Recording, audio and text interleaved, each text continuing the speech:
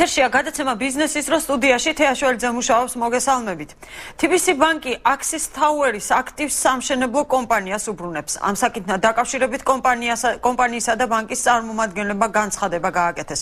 2008 წლის საომარი ვითარებისა და მსოფლიო ეკონომიკური კრიზისის გამო Axis-მა TBC ბანკთან ფინანსური ვალდებულებების დარეგულირება ვეღარ მოახერხა და ბანკმა კომპანიის აქტივები აუქციონზე გაიტანა. აუქციონზე აქტივების მყიდველი არ გამოჩნდა და $4 მილიონ ისინი ისევ TBC ბანკმა შეიძინა. ამ ეტაპზე Axis-მა მოახერხა ფინანსური ინვესტორის მოძიება და TBC ბანკის მფლობელობაში გადასული Axis Towers აქტივი კვლავ კომპანიას დაუბრუნდა. გარდა ამისა, Axis-ი და TBC ბანკი სხვა სახის თანამშრომლობაზე შეთანხმდნენ. კონკრეტულად საერმის ქუჩაზე მშენებარე ობიექტი უკვე გაზაფხულზე დასრულდება და TBC ბანკი Axis-ის კლიენტებს იპოთეკურ სესხებს განსაკუთრებული პირობებით სთავაზობს.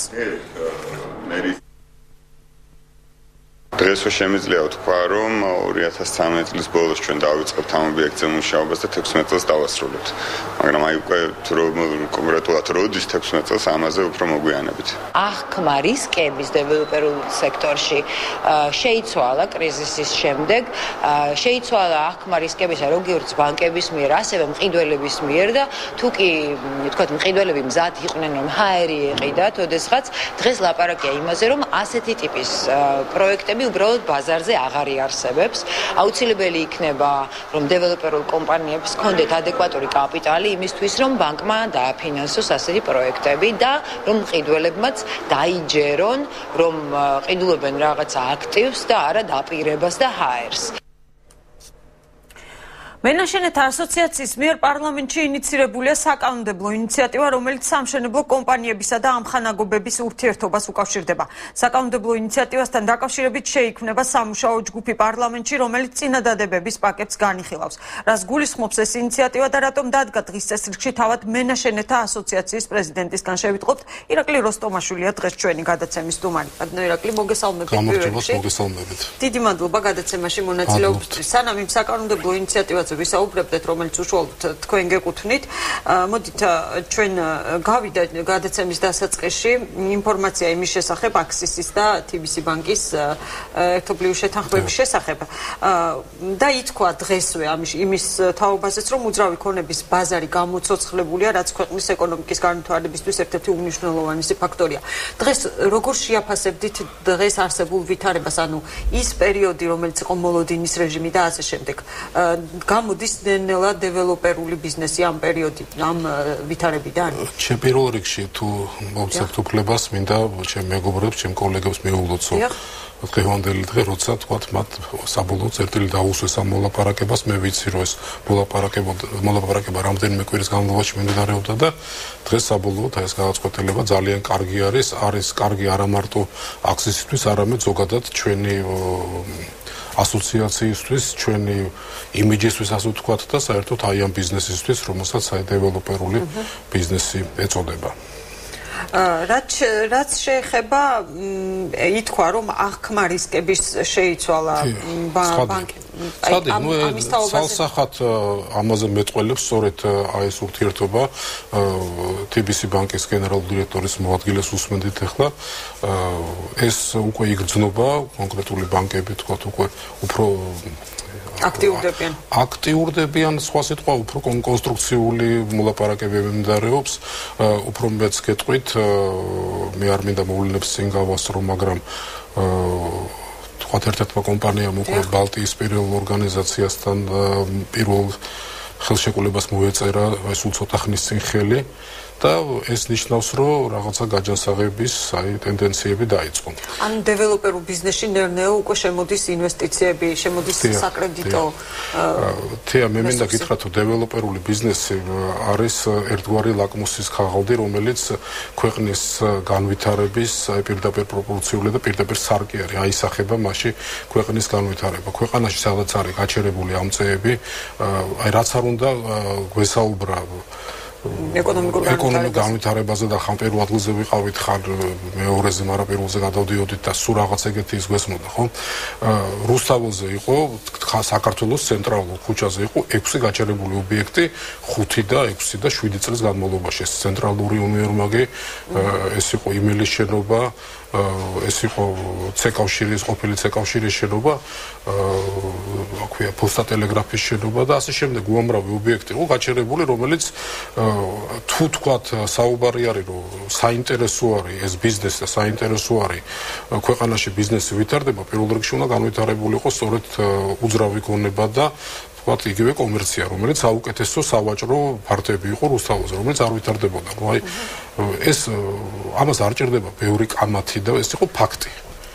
და დღეს უკვე იგრძნობა და მე ვახსენე ლაკმუის ქაღალდი სწორედ როცა არის რაღაცა არასტაბილურობის განცდა, ყველაზე ფრთხილი და ყველაზე შიშარა არის დეველოპერული ბიზნესი და იმ წუთში წყდება უძრავი ქონების შეძენა, იმ წუთში ხდება ინვესტორების ცივი უარი.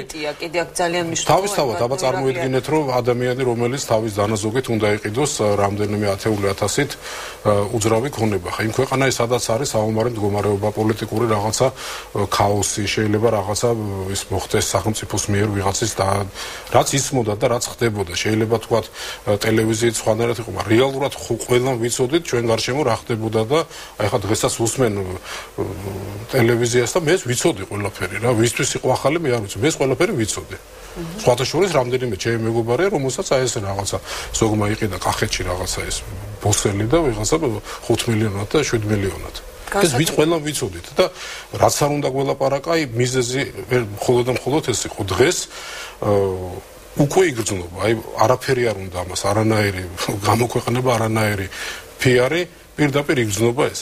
უფრო მეც გეტყვით, აი თუ შეიძლება დავასწრებ, მე ვიცი ჩვენი ქუთაისში გუშინ წინ მქონდა დანიშნული იყო იურიდიული კომიტეტის მამაზე მე მოგვიანებით მინდა ბატონო ირაკლი საუბარი თემა რომ ამოვწუროთ ზოგადად ახლა არსებულ ვითარებაზე და მე წეღან ვახსენე ნდობის მომენტი. თქვენ ჩამოთვალეთ გარკვეული ფაქტორები, რომელიც განაპირობებს დეველოპერული ბიზნესის ასე ვთქვათ შეფერხებით საქმიანობას. მაგრამ ამავე დროს არსებობს ნდობის მომენტი თავად მოსახლეობის და მომხმარებლის მხრიდან და მე ამას რატომ გავუსვი ხაზი დეველოპერების მიმართ.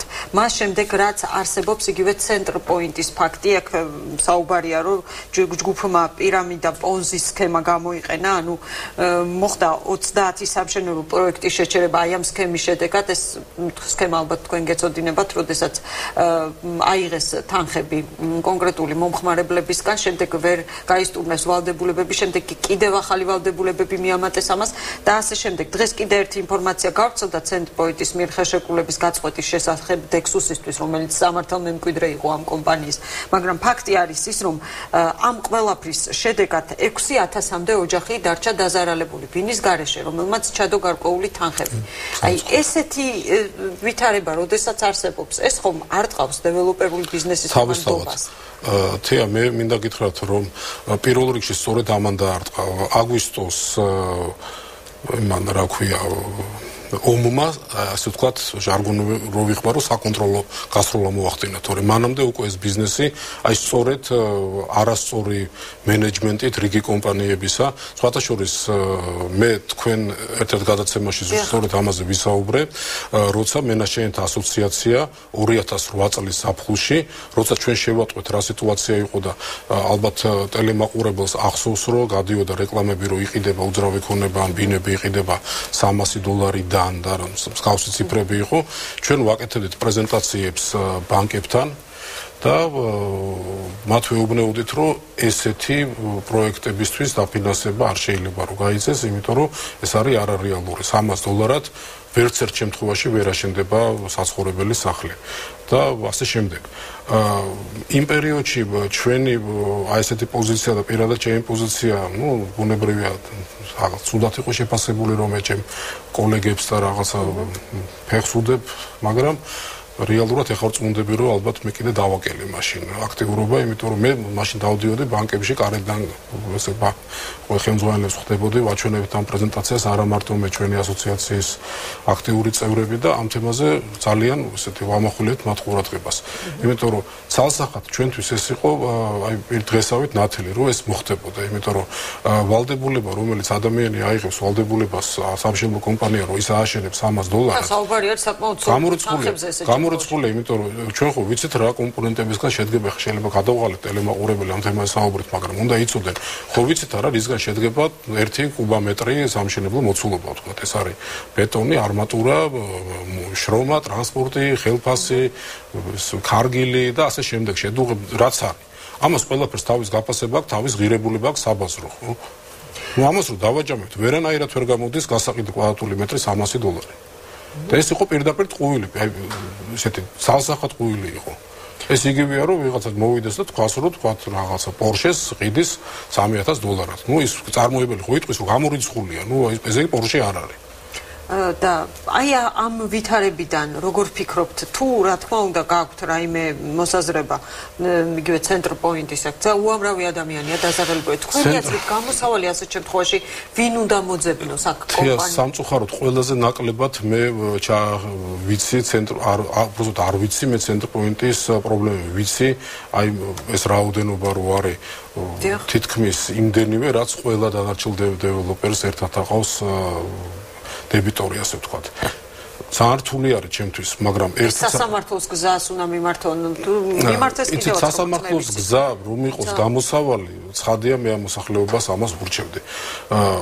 მე მაინც მგონია და ესეთი ჯიუტად მე ჩემ პოზიციას ვაფიქსირებ, სადაც საშუალება მაქვს. არ შეიძლება დეველოპერული ორგანიზაციები ერთ ქვაბში მოთავსება და ყველაზე ერთიანად საუბარი, იმიტომ რომ აი მაგალითი ხშირად ამ მაგალითი მომყავს ხოლმე. ხომ არ შეიძლება რომ საავადმყოფოში მივიდეს ჟურნალისტი და გაარკვიოს იქ საშუალო ტემპერატურა როგორი არის. შეიძლება ვიღაცა აქ 42 გრადუსი, ვიღაცა ოთახის ტემპერატურა უკვე მოკვდა და ვიღაცა ერთი აპს რო დაალევინებ, ხვალ გაწერენ საავადმყოფოში, მეორე დილამდე ვერ გაატანს. ანუ ამას უნდა ყველაფერს გაანალიზება და ყველაფერს ძალიან ისეთი პროფესიონალების მიერ ამის შესწავლა. სამწუხაროდ მე რიგ შემთხვევაში ვხედავ რომ ამ სფეროთი დაკავებულები ხშირად და გადაწყვეტილების მიმღებები იყვნენ არაპროფესიონალები. ეხლა ის საუბარი რო არის, მე და აუცილებლად თქვა, რომ იურისტის წულუკიანის დიპლომთან დაკავშირებით და იურისტის დიპლომი თუ აქ თუ არა აქ და არა, ხვავრიან თემა კი არა, რეალურად მე მგონი ყველა შეწუხდა ამ თემას საუბრით და მოდი რა, მაშინ ყველა დიპლომები ნახოთ რა, სხვა არქიტექტორს არ უნდა ქონდეს დიპლომი და იქ რაღაცა რო შენდებოდა თბილისში და რაღაცა იმათი კვალიფიკაცია რა სპეციალისტები იყვნენ იმის გადაწყვეტილებებს რო იღებდნენ. ანუ არ შეიძლება რა ან სამხედრო რაღაცა გადაწყვეტილებებს რო იღებდნენ, როგორ უნდა იყოს სტრატეგიული ან არ ვიცი ნებისმიერი თემა. გასაგებია. ვინ იყო ჭიაბერაშვილი, ის ჯანდაცვის სპეციალისტი იყო თუ ის რა ქვია, მდრადი განვითარების სპეციალისტი ვერაკობალია. არ შეიძლება ეგრე საუბარი, ხო? აი ჩემთვის პირველ რიგში უფრო მეც გეტყვით, მე ვიცი ძალიან ბევრი იურიდიული დიპლომის მქონე ადამიანი, რომელსაც არც გაუულია უნივერსიტეტში, მაგრამ დიპლომი აქვს. დიპლომი ხო არ არის მთავარი მანდატ აუცდებით, მაგრამ ნუ აი მე მინდა რომ ეს თემა უკავშირებ ყველაფერს აი ამ თემას რაც არის ამ საკითხის ბოლომდე სპეციალისტების მიერ შესწავლა, იმიტომ რომ ამას ელოდება და ჩემთვის ეს არის ძალიან მნიშვნელოვანი 48000 მოქალაქე. ეს არის 15,000 ოჯახი. მათ უნდა გაეცეს სწორი, მართალი, ადეკვატური პასუხი. ეს ხალხი ამ მოლოდინში არის. გასაგებია, მოდით სარეკლამო პაუზის დრო არის და ჩვენ გავაგრძელებთ ამ თემაზე რეკლამის შემდეგ.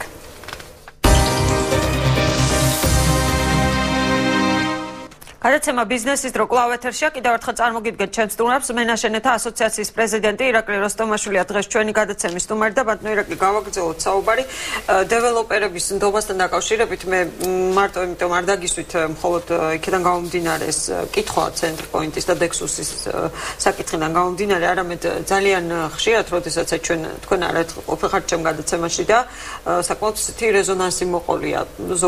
ზოგს მიაჩნია, რომ ანუ სანდოობის მომენტი ნაკლებია. თუმცა როგორც თქვენ აღნიშნეთ, ამის პასუხად დეველოპერულ კომპანიებშიც უნდა მოხდეს დიფერენცირება. ნაწილობრივ. რა მინდა გკითხოთ, ჰაერის თემა. გაყიდული ჰაერის თემა.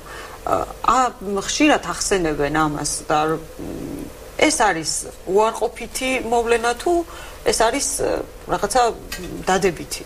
როგორ გავიგოთ, ანუ რამდენად უნდა ენდოს მომხმარებული ჰაერის გაყიდული ჰაერი, ანუ ეს ტერმინია ერთგვარ. ეცეთ მე რამდენადაც გამიგია, უბრალოდ აქ არის საუბარი ალბათ კეთილსინდისიერებაზე და იმ კომპანიის, რომელიც თქვათ ამ პასუხისმგებლობას და ვალდებულებას იღებს, იმის გამოცდილებას და იმის კეთილსინდისიერებაზე.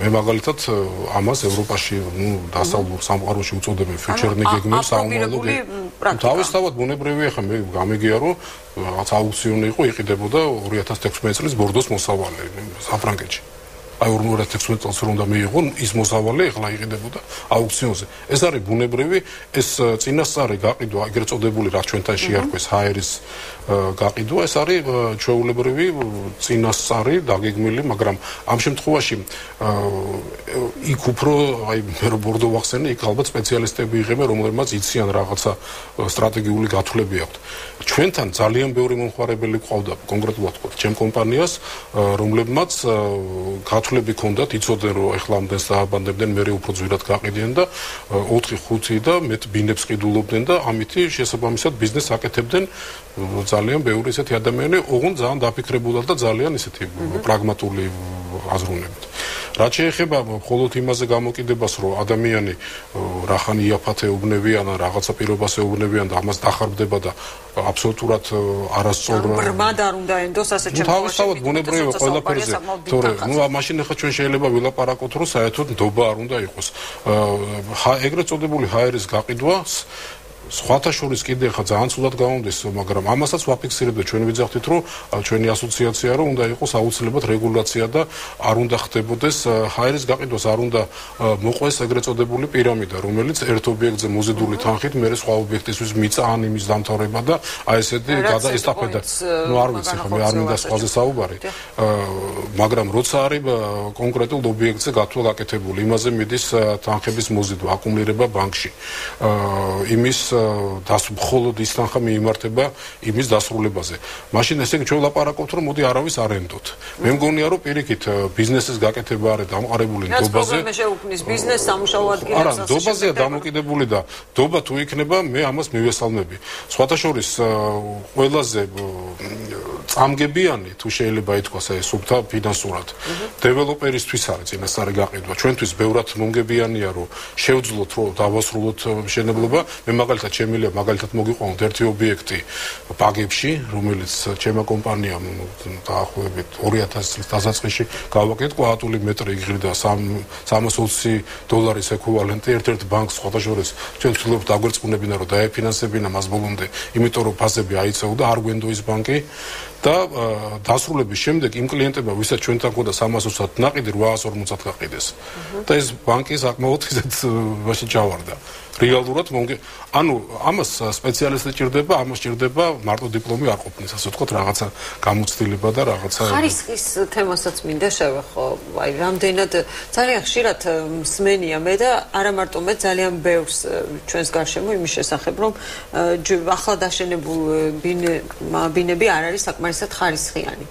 თქვენ რას გულისხმობთ ხარისხის არქიტექტორი ასევე საკმაოდ დიდი გამოცდილება გაქვთ ამაში ანუ რამდენად მდგრადია გამოცდილება მაქვს მე შემიძლია გითხრათ რომ ხარისხი არის სხვადასხვა ფაქტორით მე შემიძლია მოგიყვანოთ მაგალითები ისეთი ახლად გარემონტებული შენობების რომელიც აი მოსაპირკეთებელი ხარისხიანი მასალით არის გაკეთებული მაგრამ კონსტრუქციულად ის აბსოლუტურად ნუ საერთოდ ისეთი პატიოს სიტყვაზე ვთქვა დგას ეს შენობა მაგრამ არის შენობები რომელიც აშენებული არის 8 ბალზე გაანგარიშებული საერთოდ ეს რაღაცა ქვიშაცემენტის ხსნარით გალესილი და არც შეღებილიც არ არის რაღაცა მაგრამ იმან აი მიწისძვრებს გაუძლო და ანუ ხარისხიც ძალიან ისეთი არ შეიძლება მარტო ერთ მიმართულებით ვისაუბროთ ხარისხზე არის კონსტრუქციული თვალსაჩინებლობის ეს რეგულაცია არსებობს აი ვინც განსაზღვრავს რომ აი ეს შენობა ეს ამის ხარისხის განსაზღვრა ეგრე არ ხდება ეს ხდება ეგრეთ წოდებული ფარული სამუშაოების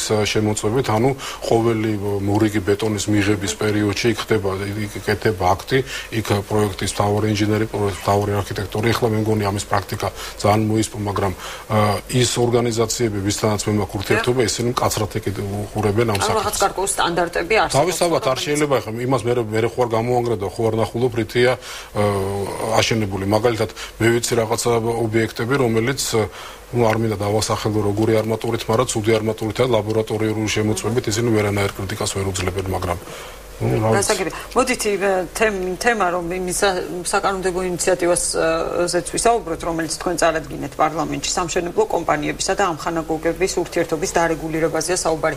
რას გულისხმობს ეს და რატომ დააყენეთ ეს დღის წესრიგში? ეს თემა ჩვენ ამ თემაზე მუშაობა დავიწყეთ დაახლოებით 4 თვის წინ. დიახ, თქვენ ჩემს გადაცემაშიც აღნიშნეთ, რომ ამ თემას დაწყებული ამაზე მუშაობთ და როგორც გამოიკვეთა, ეს ისევ და ისევ არ არის ერთგვაროვანი პრობლემა. ამას აქვს შეხება ძალიან ბევრ უწყებასთან და ძალიან ბევრ მიმართულებასთან და შესაბამისად გუშინ წინ მოხდა მე მომწონთულებას მინდა ჩვენ კლიენტებს და ტელემაყურებლებს ვამცნო რომ ძალიან კარგი გადაწყვეტილება მიიღო პარლამენტის ორმა კომიტეტმა ეს პრაქტიკულად ნიშნავს რომ ამ დაუსრულებელი პრობლემის დამთავრების დასაწყისი დაიწყო. ანუ ეს გულისხმობს რომ იურიდიულ კომიტეტში ძალიან დიდი მადლობა მინდა გადაუხადო ბატონ ვახტანგ ხმალაძეს მისი დავალებით შეიქმნა მუშა ჯგუფი მისი წევრები ამ ჯგუფის როგორც მე ვიცი. იცით მე მგონი კომიტეტის პარლამენტო ჯგუფში არც მიწვეული ალბათ ვიქნები, მაგრამ მე გაწყვეტის მიღები ვერ ვიქნები იქ. მისი პირველი მოადგილე იქნება ამ ჯგუფის ხელმძღვანელი და პირდაპირ ბატონი ვახტანგის დავალებით უკვე წერილები რამდენადაც მე ვიცი, იმიტომ რომ ძალიან ოპერატიულად მე ბატონი თამაზე დამიკავშირდა, მითხრა რომ ეს წერილები უკვე დაგზავნილი აქვს, ჩართულები იქნებიან თავისთავად პარლამენტის სამი კომიტეტის იურიდიული, დარგობრივი ეკონომიკის და საფინანსო საბიუჯეტო და ასევე იუსტიციის სამინისტრო, ფინანსთა სამინისტრო და ეკონომიკის სამინისტრო. რას მოაგვარებს ეს თქვენი ინიციატივა? ბევრ საკითხებს დაწყებული სასამართლო დაავებიდან დამთავრებული საფინანსო ფისკალური საკითხებით, რომელიც დასარეგულირებელია არ შეიძლება ეს დეველოპერული სექტორი ძალიან დიდი ფართო სპექტრს მოიცავს როგორც პრობლემების, ასევე გადასაწყვეტის საკითხების, რომელსაც აი მიხედვა უნდა და მარტო ფინანსთა სამინისტროს არ ექვემდებარება, ან მარტო შეიძლება ეკონომიკამ და ფინანსებმა გადაწყვიტონ ეგ საკითხი, მაგრამ იქ სამართალთან ის უნდა რა ქვია სამართლებრივი მორგება და სამართალთან უნდა ის მოხდეს მის შესაბამისობაში მოყვანა. ანუ ეს არის ძალიან დავებმა გადაიჭეს როგორც მე წავიკითხე ინფორმაციაში დავებმა 2015 წლის. იცით ჩვენ ვფიქრობთ რომ დავები უნდა იყოს ისეთი და პირდაპირ მე კომიტეტის ხომაზეც თქვი ამასთან დაკავშირებით ძალსახად ვაცხადებთ, ვაფიქსირებთ ჩვენი ასოციაციის ყველა წევრის სახელით რომ მომხმარებლები ვინც ჩვენთან ბინები აქვს შეძენილი და ვისაც დაუგვიან და ყველანი 100% მართლები არიან. ჩვენ არც ერთ სასამართლო პროცესზე მათთან დავას უბრალოდ ჩვენი პოზიცია ხოლმე რომ რაღაც მოლაპარაკებით წავიდეთ და ჩვენ ვცდილობთ რომ ავხსნათ რომ ეს ჩვენი თქვათ უცოდინრობის ან ჩვენი არაკეთილსინდისერების გამო არ მოხდეს რაღაც ობიექტური მიზეზების გამო დაახლოებით 90-95% სხვათა შორის ყველაზე გაჭირებულები და ვისაც აი მართლა ჩვენ რო ვიცით რომ აი ნაკირეებში ან ათესავთან რო აქვთ ავეჯი გადატანილი საოცარ პირობებში ცხოვრობენ ისინი ეკიდებიან გაგებით იმიტომ რომ ალბათ რაღაცანდობა დავიმსახურეთ თუმცა არიან ისეთებიც რომლებიც ალბათ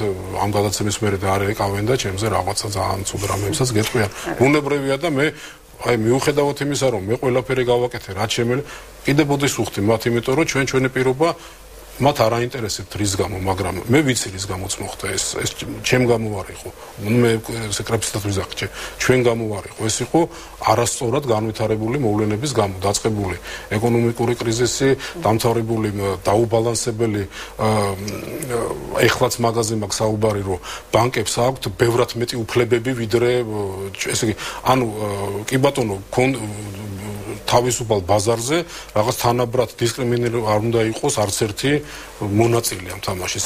ბანკებს ყავდათ ლობი, ეხლაც არაკლიათ ლობი და ძლიერები არიან და აი ხო ხედავთ არა უკვე დაიწყეს არაპროფილური ბიზნესების კეთება. ანუ შესაბამისობაში თუ მოვა მე გარწმუნებთ რომ ჩვენ ძალიან კარგი სპეციალისტები გვყავს ჩვენ ასოციაციის წევრებს урბანისტები, არქიტექტორები, ინჟინრები, მენეჯერები, იურისტები ყველა ყველას ძალიან დიპლომები აქვს. თვითონ მთავრობის მხრიდან როგორი გამოხმაურება აქვს ამ ინიციატივას, ანუ ხომ არ არის ძალიან კარგი. არა, სამინისტროდან იგივე. არანაირი წინააღმდეგობა კი არა, მუშაჯგუფია და ძალიან ისეთი განხილვა იყო გუშინ მაგალითად საღამოს სპეციალურად მინისტრიულ მოადგილემ ეკონომიკის სამინისტროში დაგვინიშნა გვიან შეხვედრა, იმიტომ რომ მე აი სანამ არ მორჩებით ვიმუშაოთ და რა შუაღამისას გამოვიდეთ იმის კაბინეტიდან და რაღაც ახალ რეგულაციებზე ხო არ არის საუბარი? კომპლექსურია, თეა მე ვერ გეტყვით რომ აი ერთი რაღაცა რო იყოს იმ ერთზე გავამახვილებდი ყურადღებას. აქ ბევრი საკითხია, ფისკალურიც არის, რეგულაციის საკითხებიც არის, იურიდიული საკითხებიც არის და აი მას ჭირდება დარეგულირება, რომელიც მე ეხლა მე შემიძლია მოსახლეობას ვთქვა რომ აბსოლუტურად დარწმუნებული ვარ რომ საკითხი გადაწყდება.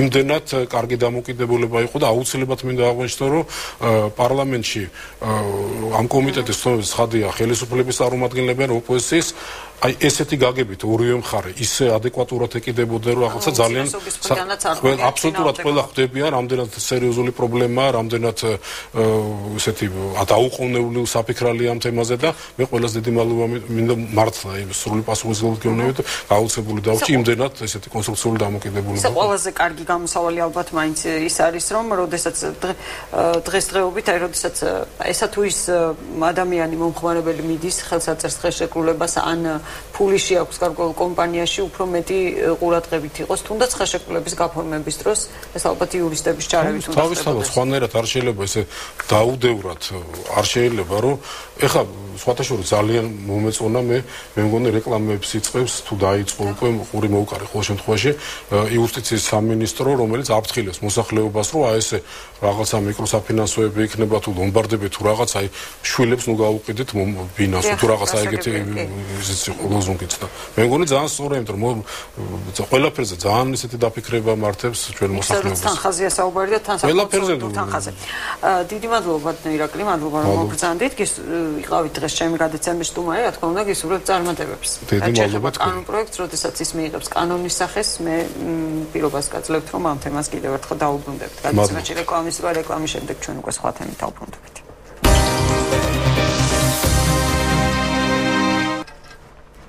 გადაცემა ბიზნესის დრო კლავ ეთერშია კიდევ ერთი ინფორმაცია ქართული კომპანიები რუსულ ბაზარზე დასაბრუნებლად რეგისტრაციის პროცედურებს გადიან. ღვინის ეროვნული სააგენტოში აცხადებენ რომ 200-მდე დასახელების ქართული პროდუქცია ღვინო და მინერალური წყალი რუსულ ბაზარზე დაბრუნებას სავარაუდოდ უკვე მაისში შეძლებს. პარალელურად კი ინსპექტირებას სხვა სასოფლო-სამეურნეო პროდუქციის მწარმოებლებიც ემზადებიან ინსპექტირებისთვის. ამ საკითხთან დაკავშირებით კიდევ ერთხელ გააკეთა განმარტებები ლევან დავითაშვილმა და ამავე დროს განმარტებები გაკეთდა სოფლის მეურნეობის სამინისტროში კონკრეტულად საუბარია იმის შესახებ რომ უახლოეს მომავალში რუსულ ბაზარზე ასევე დაბრუნდება სხვა სახის სასოფლო-სამეურნეო პროდუქცია თუმცა კონკრეტული ვადაჯერჯერობით ამ საკითხთან დაკავშირებით უცნობია.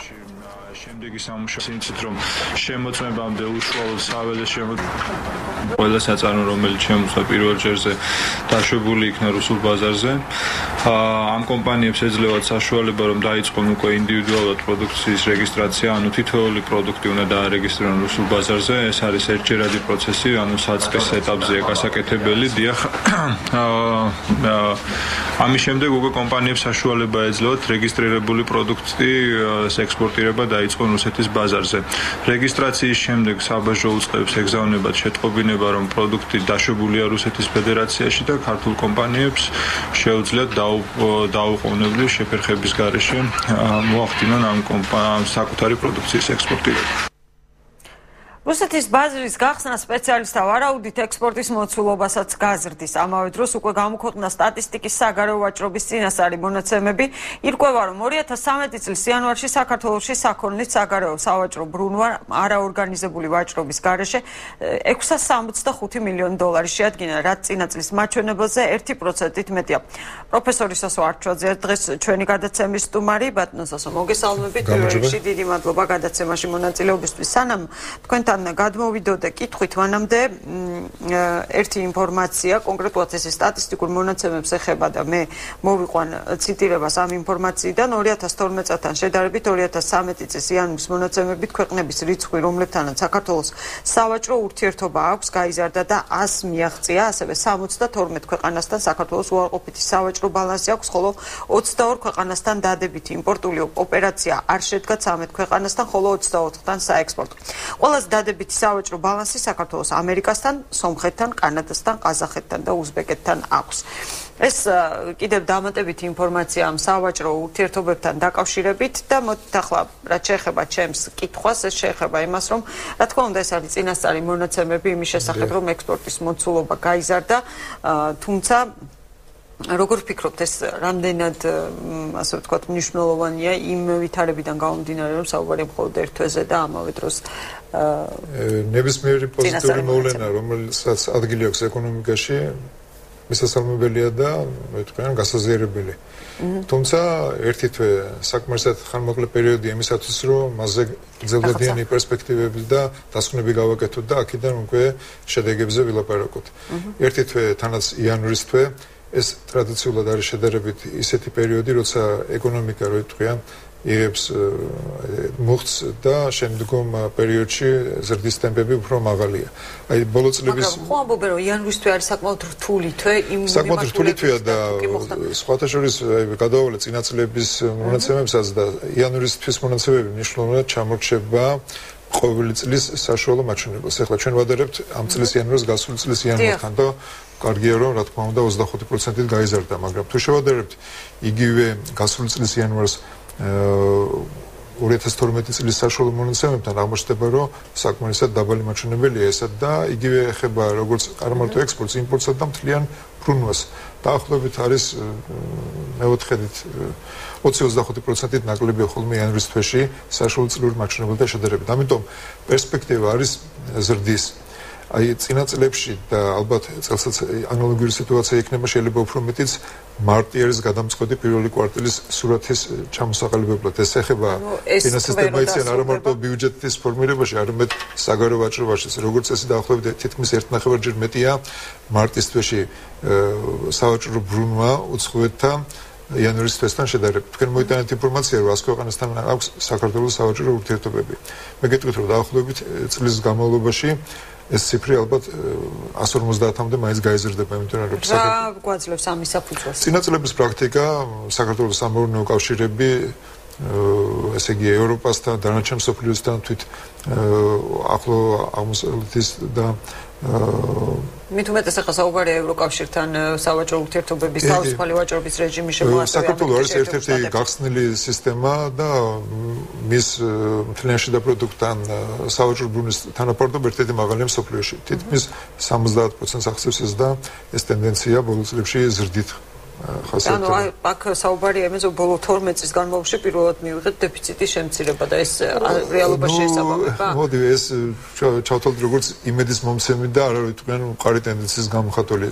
საჭიროა სულ ცოტა რამდენიმე თვის პირველი კვარტალის შედეგები მაინც რომ დავინახოთ, რომ ეს არის დადებითი მოვლენა, მაგრამ არა ისეთი გადამწყვეტი და მნიშვნელოვანი. ეხლა არ მინდა მე ეხლა ის რო ვიტყვიან ჰილიზმის პოზიციებიდან იმას აქვნა, მაგრამ არის ნათქვამი, რომ გაჩერებული საათიც კი დღე-ღამეში ორჯერ აჩვენებს ზუსტ დროს. ესე იგი ის პოზიტიური ან ნეგატიური მოვლენა, რომელიც კონკრეტულ მომენტში ხდება, ეს არ არის ზოგადი ტენდენციის მახასიათებელი, არც დადებითის, არც უარყოფითის, მაგრამ ფაქტი თავისთავად მისაღებეს ასიამოვნო, თანაც მე მინდა გითხრათ, რომ გარკვეული წვლილი აი ამ 25%-იან ზრდაში აქვს რეალური სექტორის ზრდას. ხო, სწორედ ეს მითოდა მეკითხა.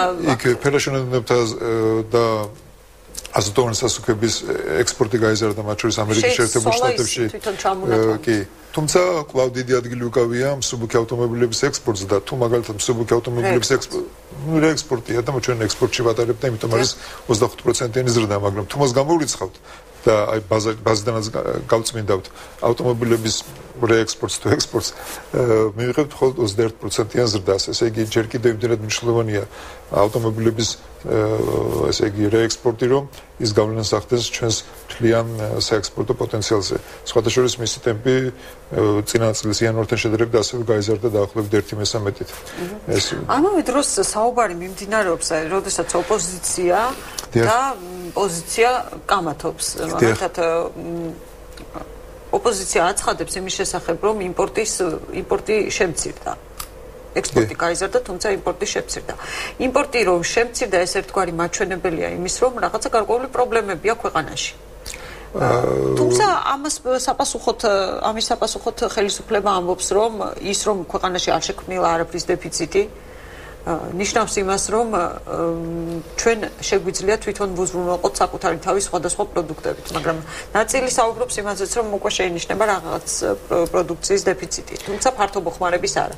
აი რა ეკონომიკურ მოვლენას თავს ზოგადად თუ ახლა კონკრეტულ მაგალითებს არ განვიხილავთ კონკრეტულ სიტუაციას ამ პერიოდში იმპორტის შემცირება შეიძლება იყოს პოზიტიური და ასევე ნეგატიური.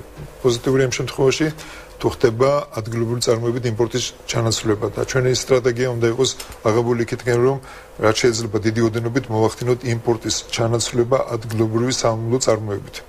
ეს გარკვეულწილად იქნება სტიმული ეკონომიკის განვითარებისათვის, მეტი სამუშაო ადგილების ფისკალური დატვირთვა და რიგი სხვა პოზიტიური მომენტები იქნება.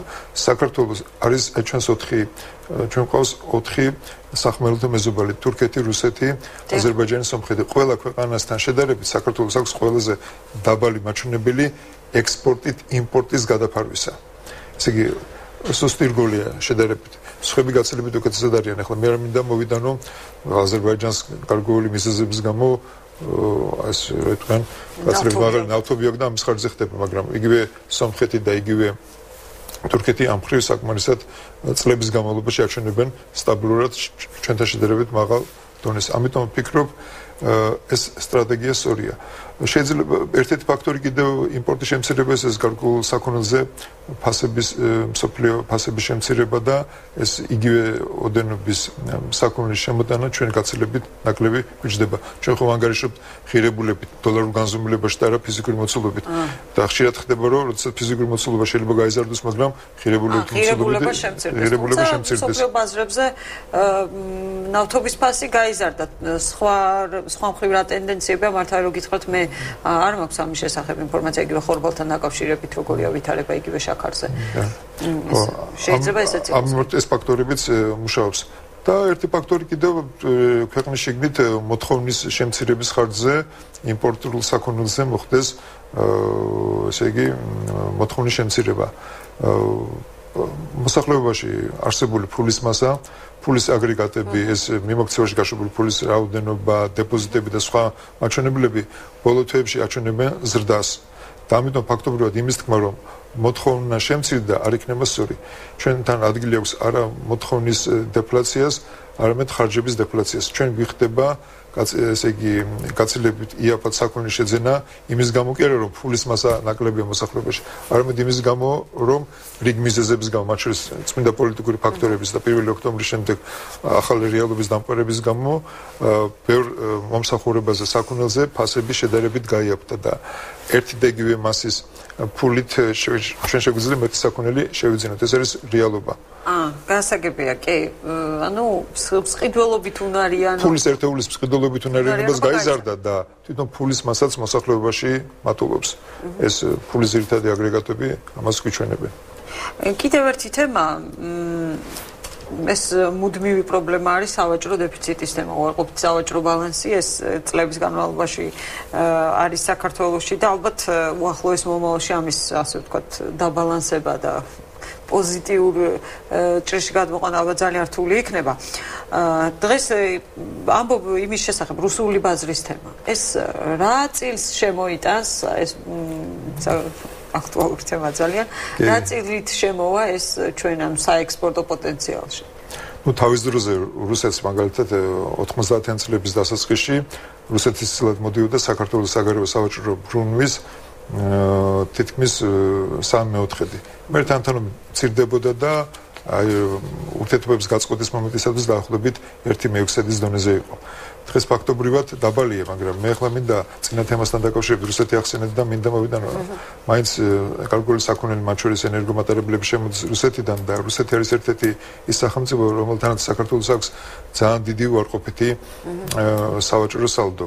თუ საშუალოდ არის ეს არის $1 ექსპორტზე თუ იმპორტი შეადგენს $2.4 საშუალოდ თურქეთთან შეადგენს $8, რუსეთთან ეს არის $9 და ჩინეთთან საერთოდ $11. ამიტომ ვფიქრობ, რომ ჩვენ არ მარტო ზოგადად უნდა ვიზრუნოთ ჩვენი ექსპორტის ახალისებისათვის, არამედ ცალკეული მიმართულებით, მათ შორის იგივე რუსეთის მიმართულებით, რაც ეს იმედიც ახლა გაჩნდა, იგივე თურქეთისა და ჩინეთის მიმართულებითაც მოვახდინოთ ჩვენი საექსპორტო პოტენციალის განვითარება, იმიტომ რომ ამ მხრივ ჩვენ სერიოზულად ვაგებთ, რომ თქვენ რაგბისა თუ კალათბურთის ანგარიშით 1-9-1-11. გასაგებია, ძალიან დიდი მადლობა. იმედია რაგბის ანგარიშით მოვიგებთ, იმიტომ რომ მაინც ჩვენი რაგბის უფრო წარმატებულია ყველაზე მეტად. გისურვებთ წარმატებებს და მადლობა რომ მოგზანდით. განაცემა ბიზნესის დრო დღეს დასრულებულია, მე ხვალამდე გემშვიდობებით.